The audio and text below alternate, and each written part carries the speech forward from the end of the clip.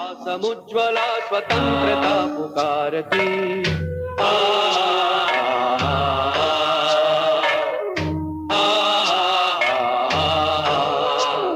हिमाद्रितुंग शुंग से प्रबुद्ध शुद्ध भारती स्वयं प्रभा समुज्ज्वला स्वतंत्रता पुकारती।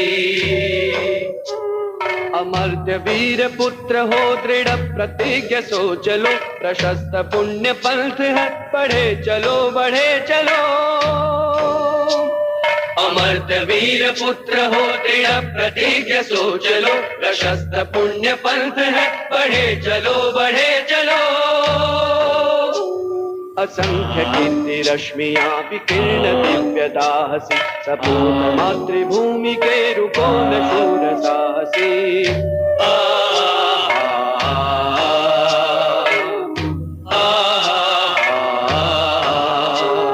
असंख्य कीर्ति रश्मियां विकीर्ण दिव्य दाहसी सपूत मातृभूमि के रूपों न शूर साहसी। अराति सैन्य सिंधु में सुवाड़ वाग्नि से जलो प्रवीर हो जयी बनो बढ़े चलो बढ़े चलो। अराति सैन्य सिंधु में सुवाड़ वाग्नि से जलो प्रवीर हो जयी बनो बढ़े चलो बढ़े चलो। हिमाद्रितुंग शुंग से प्रबुद्ध शुद्ध भारती स्वयं प्रभा समुज्ज्वला स्वतंत्रता पुकारती। अमर्त्य वीर पुत्र हो दृढ़ प्रतिज्ञ सो चलो प्रशस्त पुण्य पंथ है बढ़े चलो बढ़े चलो। असंख्य कीर्ति रश्मियां विकीर्ण दिव्य दाहसी सपूत मातृभूमि के रूपों न शूर साहसी।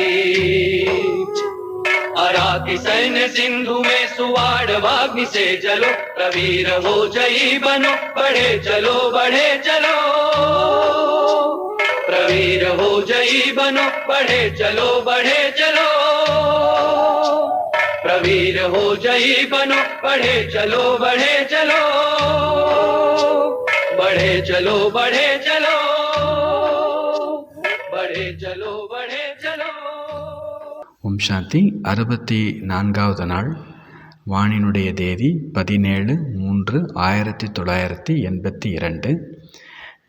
போர் வீரர்களுக்கு உற்சாகமூட்டக்கூடிய ஒரு கவிதை.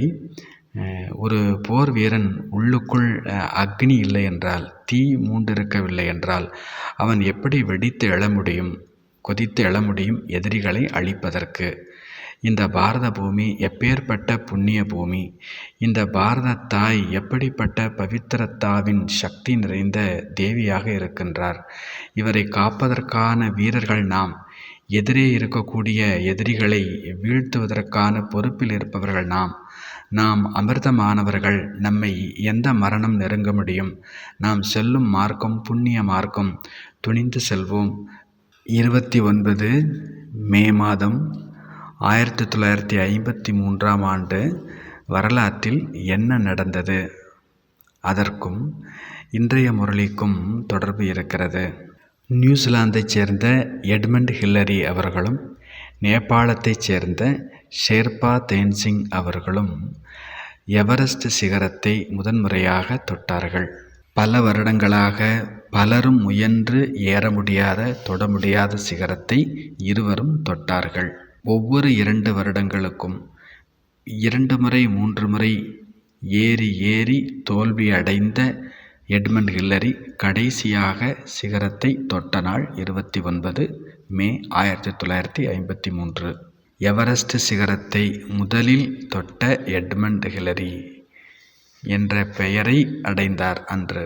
முரளியில் பாபா என்ன சொல்லியிருந்தார் அப்படின்னா, இமயமலையில் ஏறி தன்னுடைய கொடியை அவர்கள் ஏற்றுகிறார்கள்.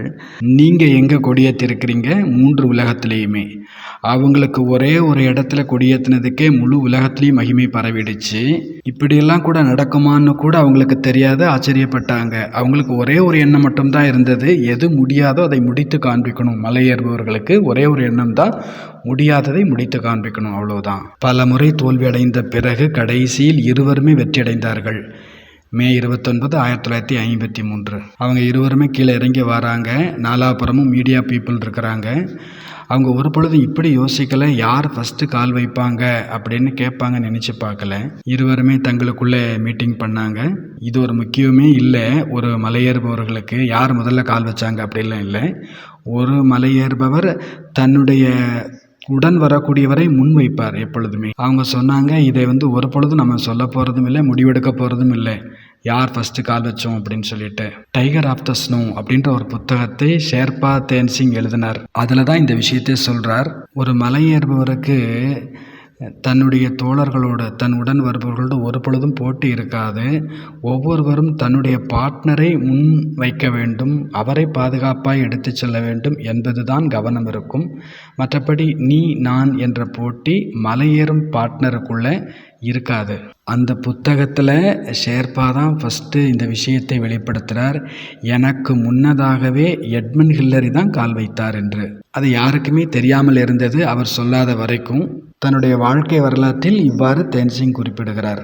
இதுதான் ஷேர்பா தேன்சிங்கினுடைய மகான் தன்மை, கிரேட்னஸ். உலகத்தில் எல்லா காரியங்களுமே அசம்பவமானது தான், ஒருவர் அதை சம்பவமாக்கி காண்பிக்கும் வரை.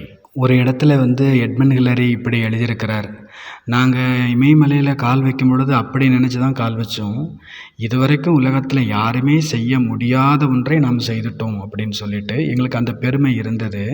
ஆனால் எங்களுக்கு அப்போ தெரியாது, நாங்கள் உருவாக்கின அந்த ரெக்கார்டு, அந்த சாகசம் பல முறை பல பேரால் உடைக்கப்பட போகிறது அப்படிங்கிறது தெரியாது. நாங்கள் செய்யும்போது அதுதான் பெருசு அப்படின்னு தோணுச்சு.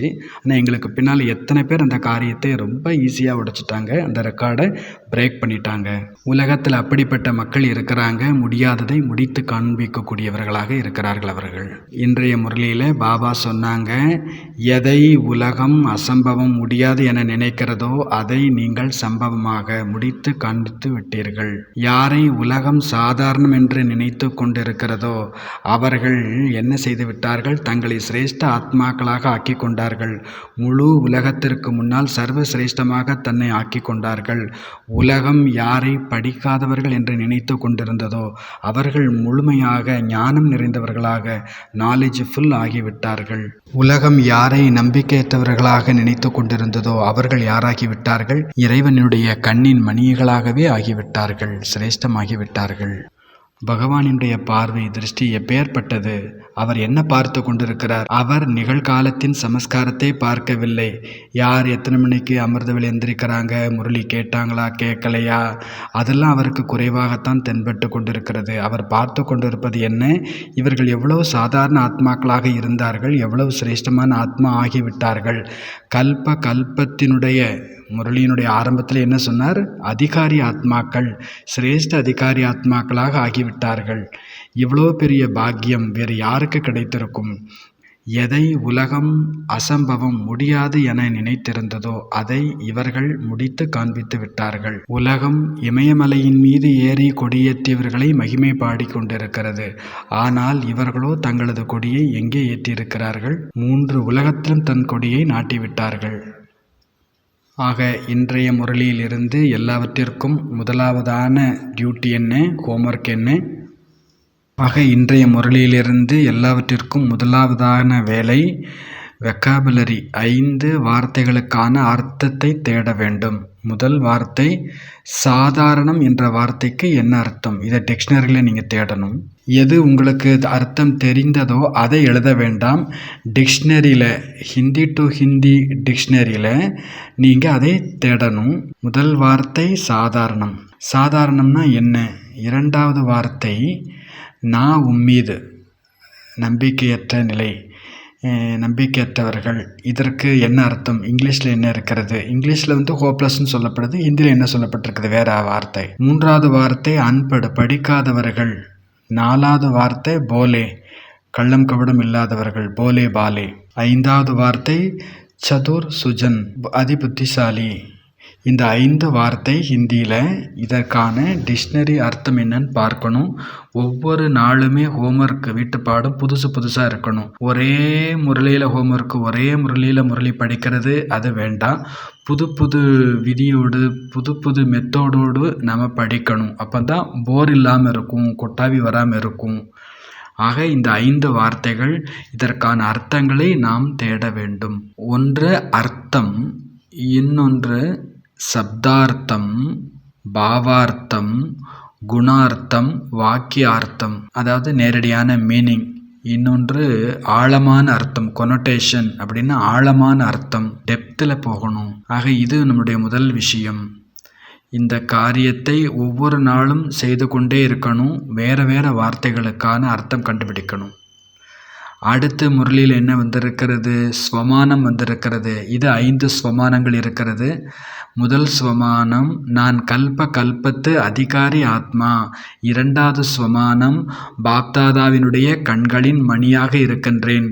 பாபா கூறுகிறார், யார் நம்பிக்கையற்றவர்களாக இருந்தார்களோ அவர்கள் பாப்தாதாவினுடைய கண்ணின் மணிகளாகிவிட்டார்கள். மூன்றாவது, உலகத்திற்கு முன்பு யார் அதிசாதாரணமாக தோன்றியவர்களோ அவர்கள் இப்பொழுது உலகத்திற்கு முன்பு சர்வ சிரேஷ்டமானவர்களாக ஆகிவிட்டார்கள். அடுத்த ஸ்வமானம் என்ன? யார் படிப்பறிவு அற்றவர்களாக இருந்தவர்களோ அவர்கள் நாலேஜ்ஃபுல் ஆகிவிட்டார்கள். அடுத்த ஸ்வமானம், நான் வரதாதா, வரம் தரும் வள்ளல், பாக்கியத்தின் விதியை உருவாக்கும் வள்ளல். மூன்றாவது விதாதா மற்றும் பாக்கியதாத்தா, பாக்கியத்தை கொடுக்கக்கூடியவர், விதி சட்டத்தை நிர்மாணிக்கக்கூடியவர். முதல்ல என்னது? வரதாத்தா, வரதானம் கொடுக்கக்கூடியவர். பாபா கூறுகிறார் இல்லையா, உங்களுக்கு நடக்க கூட தெரியாம இருந்தது, ஆனா இப்போ பரந்தாமத்துக்கு நீங்க போயிடுறீங்க. எவ்வளவு நேரம் போயிட்டு வர்றீங்க? ஒரு செகண்டில், ஒரு நிமிஷத்தில் போயிட்டு வந்துடுறீங்க, பரந்தாமம் போய் சேர்ந்துடுறீங்க. ஆக இன்றைய 2வது வேலை இதுதான். ஸ்வமானம் எடுக்கணும், அதை பல முறை என்ன செய்துக்கிட்டே இருக்கணும்? ரிப்பீட் பண்ணணும், திரும்பி சொல்லிகிட்டே இருக்கணும். நான் கல்பத்து அதிகாரி ஆத்மா, நான் பாப்தாதாவினுடைய கண்களின் மணியாக இருக்கிறேன், நான் உலகத்திற்கு முன்பு சர்வ சிரேஷ்டமான ஆத்மா, நான் நாலேஜ்ஃபுல் ஆத்மா, நான் வரம் தரும் வள்ளல், விதியை உருவாக்கும் வள்ளல், பாக்கியத்தை வழங்கும் வள்ளலாக இருக்கின்றேன். மனதின் சுபாவம் கீழே வருவது, அதை பிடித்து மேலே கொண்டு போய் சேர்க்க வேண்டும். இல்லை என்றால் அது திரும்பி தானே கீழே விழுந்துவிடும். ஒரு பந்தை நீங்க ஏணிப்படியில் கீழே தள்ளி விட்டீங்கன்னா அது கீழே இறங்கி வந்துடும். அது தானா மேலே போகாது, நாம தான் கொண்டு போகணும். ஏன்னா புவியீர்ப்பு விசை கீழே தான் இழுக்கும். இந்த சரீரம் கீழே இழுத்து கொண்டே இருக்கிறது. இந்த தேக ஆக்கர்ஷணத்திலிருந்து மேலே செல்ல வேண்டும். இது ஆன்மீக யாத்திரை. சண்டே முரளி, நேச்சுரல் நிரந்தரம். எதை எப்படி உருவாக்கணும்? ஆத்ம அபிமானத்தை. எப்படி தேக அபிமானம் நேச்சுரல் நிரந்தரம் ஆகிவிட்டதோ அதே போல் இப்போது நாம் ஆத்ம அபிமானத்தை கொண்டு வரணும். அதற்கு இவ்வளோ சுமானம் எழுதணும், இவ்வளோ பயிற்சி செய்யணும், எவ்வளவு ஏகாந்தத்தில் போய் சுய சிந்தனை செய்யணுமோ செய்யணும். ஏன்னா இந்த முழு சுமானத்தையுமே உள் மனதில் நிறைக்க வேண்டும். வெறுமனே சொல்வதால், ரிப்பீட் செய்வதால் இது நடக்காது. நாம் அதை பற்றி காரியங்கள் செய்ய வேண்டும். அதில் நம்முடைய உழைப்பு கொடுக்கணும். 5 ஸ்வமானம், இதை நாம் ரிப்பீட் பண்ணிகிட்டே இருக்கணும், பேசிட்டே சொல்லிகிட்டே இருக்கணும், சிந்தனம் செய்து கொண்டே இருக்கணும், மனனம் செய்து கொண்டே இருக்கணும். அமராத்மா, நான் காலத்தை கடந்த ஆத்மா. இப்போ நம்ம சொல்கிறோம் நான் ஆத்மா, அமராத்மா என்று. அப்போ உங்களுடைய கண்களுக்கு முன்னால் என்ன சித்திரம் வருகிறது? அப்படி ஒரு சித்திரத்தை உருவாக்குங்க. இந்த சிருஷ்டியில் அமரத்தாவை காண்பிக்கக்கூடிய பொருள் எது? எதை பார்த்தால் உங்களுக்கு இது அழிவற்றது என்று தோன்றுகிறது? மலை, சூரியன், கடல், சந்திரன். நமக்கு தெரியும் நீண்ட காலமாக அது அப்படியே அங்கேயே இருக்கிறது. ஒரு மலை, ஒரு கல், ஆகாயம், நட்சத்திரம், ஏதாவது ஒரு பொருள் அழிவற்றதாக அமரத்தன்மையோடு இருப்பது. அமரத்தாவை நமக்கு காண்பிக்கக்கூடியது, அமரத்தாவுக்கு பிரதிநிதித்துவம் காண்பிக்கக்கூடியது. இயற்கையில் அப்படி எந்த ஒரு பொருள் இருக்கிறது? மண், பூமி, மரம். நாம பார்க்குறோம் சில மரங்கள் சின்ன வயசுலேருந்து அப்படியே இருக்கிறது, பெருசாக இருக்கிறது, உயிரோடு இருக்கிறது. அந்த அமரத்தன்மையை காண்பிக்கக்கூடிய பொருட்கள் என்னென்ன இருக்கின்றன இயற்கையில்? அது பற்றி சித்திரம் எழுத வேண்டும், அதன் பக்கம் செல்ல வேண்டும், அதை அங்கு போய் பார்க்க வேண்டும். அதை பார்த்து தன்னுடைய வாழ்க்கையோடு ஒப்பிட்டு பார்க்க வேண்டும். எப்படி இது ஆடாது அசையாது இருக்கிறது? சில பொருள் 10 வருஷமாக அப்படியே அங்கேயே இருக்கும். இந்த மலையை பார்க்குறோம். எத்தனை மரங்கள் வந்துட்டு போயிருக்கும், எத்தனை மலைகள் வந்துட்டு போயிட்டுருக்கும், எத்தனை குளிர் வந்திருக்கும், எத்தனை பேர் வந்து இதில் தன்னுடைய பெயரை எழுதியிருப்பாங்க. இந்த மலையில் ஏதாவது மாற்றம் வந்துடுச்சா, எவ்வளவு அடிபட்டு இருக்கும், எத்தனை பேர் கல்லை தூக்கி வீசியிருப்பாங்க சின்ன குழந்தைங்க. ஆனாலும் அந்த மலை எவ்வளவு ஆடாது அசையாது இருக்கும். இதன் மீது ஏறுவதற்காக எவ்வளோ பேர் கயிறை போட்டு கட்டி மேலே ஏறி இருப்பாங்க. ஆனாலும் அது அப்படி உறுதியாக இருக்கிறது. இந்த கல்லை பார்க்கணும், இந்த பாறையை பார்க்கணும். அமரத்தன்மையை என்னென்ன பொருட்கள் காண்பிக்கிறதோ அதை பார்க்க வேண்டும். பிறகு யோசிக்கணும், இன்றைக்கு முரளியில் வரதானம் என்ன கொடுத்திருக்கிறார், அமர் பவ என்ற வரதானம். இதை நினைவில் இருக்கணும், இதனுடைய குஷி இருக்கணும், இதனுடைய போதை இருக்கணும். செக் பண்ணி பாருங்க. நினைவு இருக்கிறதா, குஷி இருக்கிறதா, போதை இருக்கிறதா, இதை நீங்க செக் பண்ணுங்க. நினைவு இருக்கிறதா, குஷி இருக்கிறதா, போதை இருக்கிறதா, செக் பண்ணுங்க. அமர் பவ என்ற வரதானம் கொண்டவர்கள் நீங்கள்.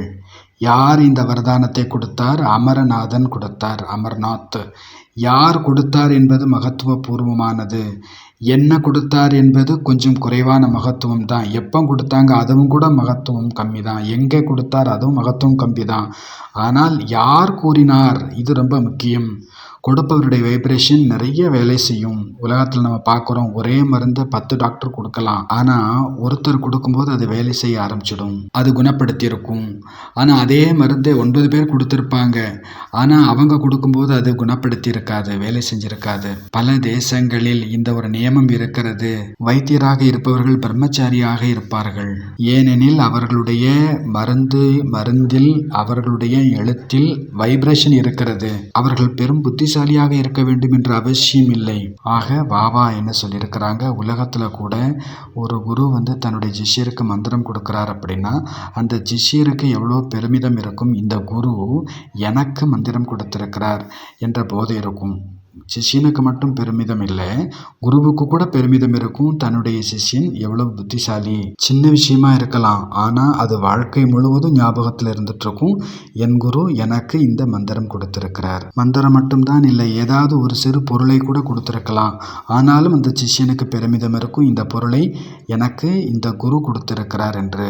வாழ்க்கை முழுவதும் அந்த சிறு பொருளாக இருந்தாலும் அதை பத்திரமாக பாதுகாத்து வைத்திருப்பார். சில பேர் பார்த்தீங்கன்னா குருஜிட்ட போய், குருஜி உங்களுடைய செப்பலை எனக்கு கொடுங்க, குருஜி நீங்கள் அணிந்திருக்கக்கூடிய இந்த ஆடையை கொடுங்க, உங்களுடைய பொருள் எதையாவது எங்களுக்கு கொடுங்க. இப்போ எந்த ஒரு பொருள் கிடைக்கிறதோ அது யாரிடமிருந்து கிடைக்கிறது, அதை வைத்து அதற்கு மகத்துவம் மிக உயர்ந்ததாகி விடுகிறது. அது எந்த சின்ன பொருளாக இருந்தாலும் சரி, ஆனால் யார் கொடுத்தார் என்பது மிக முக்கியம்.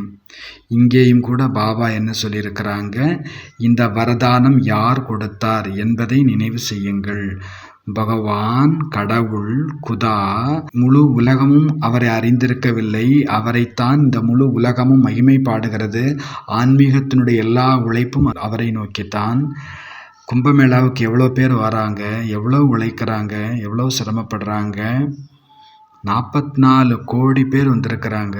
எதற்காக? அந்த விஸ்வேஸ்வரனை, காசிநாதனை பெறுவதற்காக, அடைவதற்காக, காண்பதற்காக. அவர் கூறியிருக்கிறார் இந்த வார்த்தையை, நீங்கள் மகான், நீங்கள் சிரேஷ்டமானவர், நீங்கள் கண்ணின் மணிகள், அமர்பவ என்ற வரத்தை பெற்றிருப்பவர்கள். இதை நீங்கள் நினைவு செய்யுங்கள். சுவாமி விவேகானந்தர் ஃபாரின்ல இருந்தார். ஒரு மனிதர் அவரிடம் வந்து அவருடைய சொற்பொழிவை கேட்டுவிட்டு, நீங்கள் எனக்கு குருவாக ஆக வேண்டும், இருக்க வேண்டும் என்று வேண்டிக் கொண்டார். ஆனால் சுவாமிஜி சொன்னார், நான் உங்களுடைய குரு இல்லை, உங்களுடைய குரு வருவார் பிறகு. நான் எப்படி அறிவேன் என்னுடைய குருவை என்று அந்த மனிதர் கேட்கின்றார். இப்போ விவேகானந்தர் சொன்னார், உன்னுடைய குரு உனக்கு ஒரு சில்வர் கப்பு கொடுப்பார். சுவாமி யோகானந்தஜியினுடைய வாழ்க்கை கதை ஆட்டோபயோகிராஃபியில் இது எழுதப்பட்டிருக்கிறது. யோகி கதாமிருத் என்கின்ற புத்தகம். சுவாமி விவேகானந்தர் 1902 சரீரமிட்டார், இறந்துட்டார். பல வருடங்களுக்கு பிறகு சுவாமி யோகானந்தர் பாரதத்திலிருந்து வெளிநாடு செல்கின்றார், அமெரிக்கா செல்கின்றார். அங்கு அவருடைய தன்னுடைய வாழ்க்கை கதையில் எழுதியிருக்கின்றார். அந்த புக்குடைய பெயர் ஆட்டோபயோகிராஃபி ஆஃப் எ யோகி. அதில் அவர் குறிப்பிடுகின்றார், ஒரு மனிதர் என்னிடம் வந்தார். அவர் பெயர் டிக்கின்சன். ஒரு நாள் அவருக்கு ஒரு சில்வர் கப் கொடுத்தார். அவர் பிறகு இந்த செய்தியை கூறுகின்றார். பல வருடங்களுக்கு முன்பு என்னுடைய தேசத்திற்கு ஒரு சுவாமிஜி வந்திருந்தார். அவரிடம் நான் வேண்டிக் கொண்டேன், என்னை சிஷ்யனாக ஏற்றுக்கொள்ளுங்கள் என்று. அதற்கு அவர் கூறினார், நான் உங்களுடைய குருவாக இருக்க முடியாது, இன்னொருவர் வருவார், உங்களுடைய குருவாக ஆகுவார், அவர் உங்களுக்கு ஒரு சில்வர் கப் தருவார் என்று கூறியிருந்தார். டிக்கின்சன் யோகானந்தரிடம் பகிர்ந்து கொள்கிறார். அந்த மனிதரை பொறுத்த அளவில் அந்த கப், அந்த சில்வர் கப் எவ்வளவு மகத்துவபூர்வமானது, இந்த டிராஃபி, இந்த கோப்பை எவ்வளவு மகத்துவபூர்வமானது. மகத்துவம் என்பது இந்த பாத்திரத்தில், இந்த கோப்பையில் இல்லை, யார் கொடுத்தார் என்பதில் இருக்கிறது. எந்த இடத்தில், எந்த சூழ்நிலையில், எந்த வைப்ரேஷனோடு அது கொடுக்கப்பட்டது. ஆக 4வது காரியம் என்னது? சிம்பிள் ஆஃப் இம்மார்டலிட்டி, அழிவற்ற தன்மையினுடைய அடையாளம். இங்கே அப்படிப்பட்ட ஒரு இடத்துக்கு போகணும், அப்படிப்பட்ட ஒரு பொருள் பார்க்கணும், அதில் மிகுந்த ஆற்றல் நிறைந்திருக்கணும், நிரந்தரமான ஆற்றல் அதிலிருந்து வெளிப்பட்டு கொண்டிருக்க வேண்டும். ஒரு அருவி கொட்டுவது போல அங்கிருந்து ஆற்றல் பெருகி கொண்டிருக்க வேண்டும். அதை பார்க்கும் பொழுது தோண வேண்டும், நிரந்தரம், அகண்டம், தொடர்ந்த என்ற வார்த்தை நினைவில் வர வேண்டும். ஒரு மலையை பாருங்க, என்ன தோணுது? அது கொஞ்சம் கூட அசைவதே இல்லை. ஆனால் நாம் வாழ்க்கையில் அசைந்து கொண்டே இருக்கின்றோம். மழை, வெயில் என எதனாலும் அது பாதிக்கப்படுவதே இல்லை.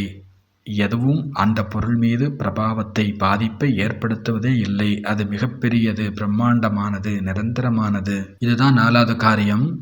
5வது காரியம், நீங்கள் அப்படிப்பட்ட ஒரு இடத்துல போய் 30 நிமிஷம் தியானம் செய்ய வேண்டும். அது மலையாக இருக்கலாம், அது ஆறாக இருக்கலாம், அருவியாக இருக்கலாம், ஏதோ ஒரு இயற்கையினுடைய காடாக கூட இருக்கலாம். அந்த 30 நிமிஷத்தை நீங்கள் ஒரு 18 நிமிஷம் அமைதிக்கான கமெண்ட்ரி கொடுக்கலாம், சாந்தி துவனி கொடுக்கலாம், மியூசிக் கொடுக்கலாம். பிறகு ஒரு 12 நிமிடம் டோட்டல் சைலன்ஸ், அமைதியில் இருக்கலாம். இது எல்லாமே சுவானந்தம் நிலைய ஆத்ம அபிமானி, சோல் கான்சியஸ் மெடிடேஷன். முழு புருஷார்த்தம் ஒன்றே ஒன்றுதான்.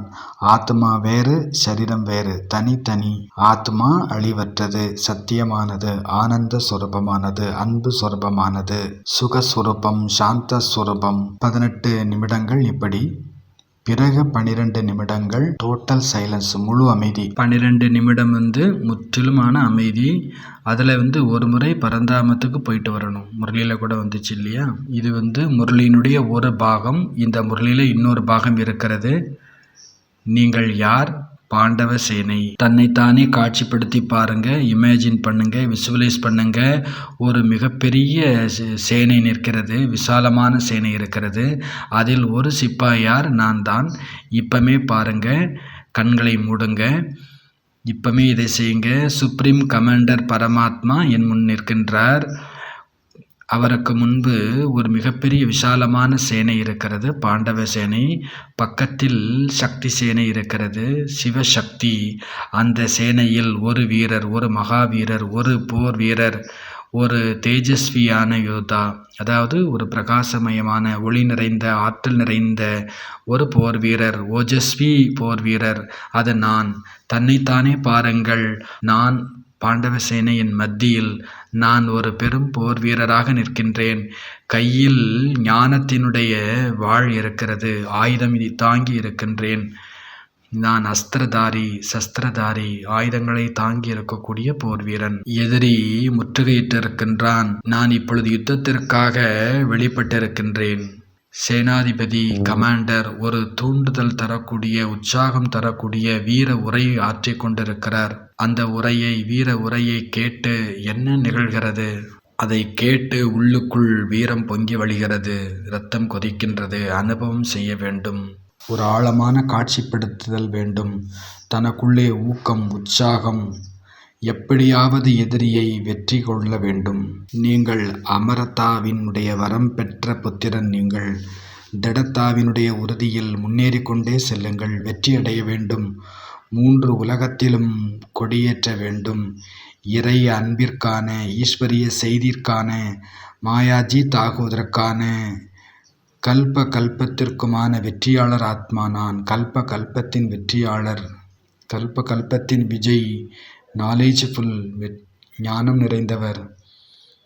பாப்தாதாவினுடைய கண்களின் மணியாக இருக்கின்றேன். சக்திசாலியாக இருக்கின்றேன். பயமற்றவராக இருக்கின்றேன். ஆக இன்றைக்கு முரளியிலிருந்து இந்த 5 டியூட்டி இருக்கிறது. 5 ஹோம்ஒர்க். முதல்ல வார்த்தைகளுக்கான அர்த்தம் கண்டுபிடிக்கணும். 5 ஸ்வமானம் 5 முறை ரிவைஸ் பண்ணணும் முழு நாளில். 3வது காரியம் சித்திரம் டிசைன் பண்ணணும்.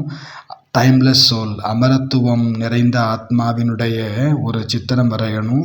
சிம்பாலிக் இம்மார்டலிட்டி, அழிவற்றதின் ஒரு அடையாளம், அதற்கான சின்னம் தேட வேண்டும். இயற்கையின் பக்கம் செல்ல வேண்டும், பார்க்க வேண்டும், அமர வேண்டும், தியானம் செய்ய வேண்டும். அரை மணி நேரம்.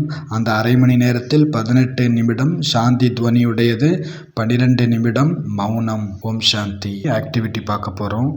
17 மார்ச் 1982 முரளி.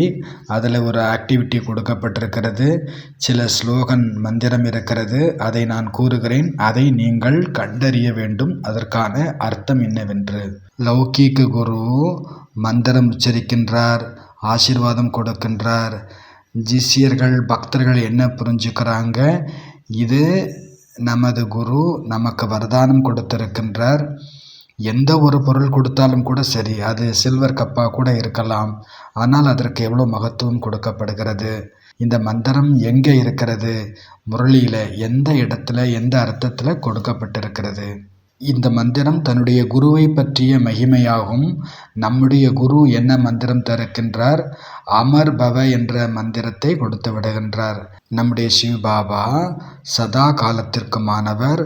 அவர் நமக்கு மகா மந்திரம் தருகின்றார். மனாபவ மந்திரம் அல்லது வேறு வேறு மந்திரங்கள் கூட. அவர் தானே மகிமை பாடுகின்றார். இவர்கள் எல்லோரும் நம்முடைய திரிலோக விஜய ஆத்மா, 3 உலகத்தை வென்ற ஆத்மாக்கள், கண்ணின் மணிகள். இப்போ நம்ம கேட்டோம் இல்லையா இன்றைக்கி வகுப்பில், தேன்சிங் இமயமலையில் எவரெஸ்ட் சிகரத்தில் ஏறி கொடியை நட்டினார் என்று கேள்விப்பட்டோம் இல்லையா. இப்போது இந்த இடத்துல அவர் கொடி ஏற்றிட்டார்.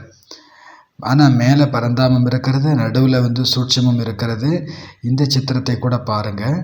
நம்முடைய படிப்பறிவில்லாத மாதாக்கள், எழுத படிக்க தெரியாது ஆனால் நல்ல புத்திசாலிகள், அவங்க எங்கே போய் கொடி நட்டிருக்கிறாங்க? முற்றிலும் பரந்தாமத்தில் போய் கொடி நட்டிருக்கிறாங்க. அவங்களுக்கு வாழ்த்துக்கள் சொல்லுவோம். இந்த சித்திரத்தில் தென்சிங் மேலே ஏறி கொடி நட்டுறது காண்பிக்கப்பட்டிருக்கிறது. ஆனால் மாதாக்கள் எங்கே கொடி நாட்டியிருக்கிறார்கள்? நம்முடைய கொடி நாலாபுரத்திலுமே இருக்கிறது. பார்த்துருக்கிறோம் இல்லையா? மாதாக்கள் என்ன செய்திடுறாங்க? அன்பின் கயிற்றினால் எப்படி யசோதா மாதா என்ன செய்தாங்க? ஸ்ரீ கிருஷ்ணருக்கு இன்னொரு பெயர் உண்டு, தாமோதரன் என்று. தாம்னா என்ன அர்த்தம்? கயிறு என்ற அர்த்தம். உதர் அப்படின்னா வயிறு, இடுப்பு. அவங்க வயிற்றில் கயிற்றை கட்டி உருளை கட்டினதுனால அவருக்கு பேர் தாமோதரன். நாமெல்லாம் எப்படிப்பட்ட மாதாக்கள்? யசோதா மாதாக்கள். அன்பினுடைய கயிற்றினில் ஆத்மா பாபாவை கட்டி விடுகிறது, பாபா கொடியை ஏற்றி விடுகிறது. இன்னொரு ஸ்லோகன் இருக்கிறது, மந்திரம் இருக்கிறது. அதனுடைய அர்த்தம், இருளிலிருந்து வெளிச்சத்திற்கு செல்லுங்கள், அசத்தியத்திலிருந்து சத்தியம் செல்லுங்கள், மரணத்திலிருந்து அமரணத்துவத்திற்கு செல்லுங்கள். நமக்கெல்லாம் மரணம் பற்றி பயம் இருக்கிறதா என்ன? பாபாவுடைய குழந்தைங்களுக்கு மரணம் பற்றி பயம் கிடையாது. ஏன்னா நமக்கு ஜென்மம் எங்கே ஏற்பட போது? அமரபுரியில. நாம் அமரத்துவம் அடைந்து நாம் இங்கிருந்து அங்கே செல்வோம். இதற்கான அர்த்தம் பாபா முரளியில் சொல்லியிருக்கிறாங்க. வரதானம் கூட கொடுத்திருக்கிறாங்க. அமர் பவ. நாம் எல்லாருமே யாரு? ஆத்மா என்றாலே அழிவற்றது, அமர், அதற்கு மரணம் கிடையாது. சரீரத்துக்கு என்ன நடந்தாலும் சரி. இப்போ இந்த அமர் பவ என்ற மந்திரம் ஒன்று. 2வது, படிக்காத மாதாக்கள், எழுத படிக்க தெரியாத மாதாக்கள். சில இடங்களில் பார்த்தீங்கன்னா படிப்பே இல்லாதவங்க நல்ல கோட் ஷூட் போட்டிருப்பாங்க, தன்னை பெரிய ஆள் காமிச்சிக்கிறதுக்காக. ஆனால் அவங்கள்ட்ட கொஞ்சம் பேசி பார்த்தா தெரியும் இவங்க எவ்வளவு அறியாமை அல்லது படிப்பறிவு இல்லாமல் இருக்கிறாங்க அப்படின்னு தெரிய வந்துடும். அதுபோல் ஆற்றுல கூட மீன் ஓடுது, குளத்தில் மீன் இருக்குது அப்படின்னா சின்ன சின்ன மீன்கள்லாம் பார்த்தீங்கன்னா மேலே மேலே குதிச்சிட்ருக்கும் துள்ளி துள்ளி. ஆனால் பெரிய மீன்கள் பார்த்தீங்கன்னா ஆழத்தில் இருக்கும், அதாவது மறைமுகமாக குப்தமாக இருக்கும். யார்கிட்ட ஞானம் நிறைய இருக்கிறதோ அவங்க வெளியில் எந்த விதமான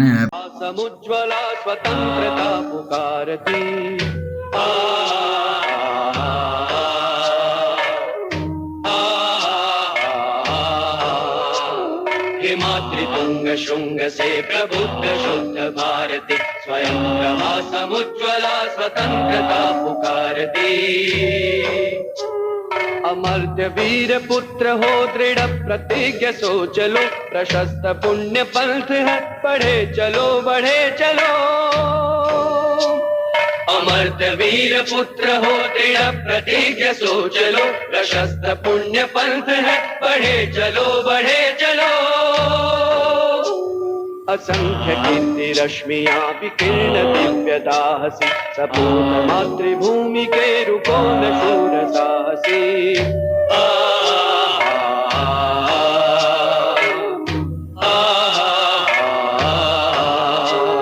असंख्य कीर्ति रश्मियां विकीर्ण दिव्य दाहसी, सपूत मातृभूमि के रुको न शूर साहसी। अराति सैन्य सिंधु में सुवाड़ वाग्नि से जलो, प्रवीर हो जयी बनो बढ़े चलो बढ़े चलो। अराति सैन्य सिंधु में सुवाड़ वाग्नि से जलो, प्रवीर हो जयी बनो बढ़े चलो बढ़े चलो। हिमाद्रि भंग शुंग से प्रबुद्ध शुद्ध भारती, स्वयं प्रभा समुज्ज्वला स्वतंत्रता पुकारती। अमर्त्य वीर पुत्र हो दृढ़ प्रतिज्ञ सो चलो, प्रशस्त पुण्य पंथ है बढ़े चलो बढ़े चलो। असंख्य कीर्ति रश्मियां विकीर्ण दिव्य दाहसी, सपूत मातृभूमि के रुको न शूर साहसी। अराति सैन्य सिंधु में सुवाड़ वाग्नि से जलो, प्रवीर हो जयी बनो बढ़े चलो बढ़े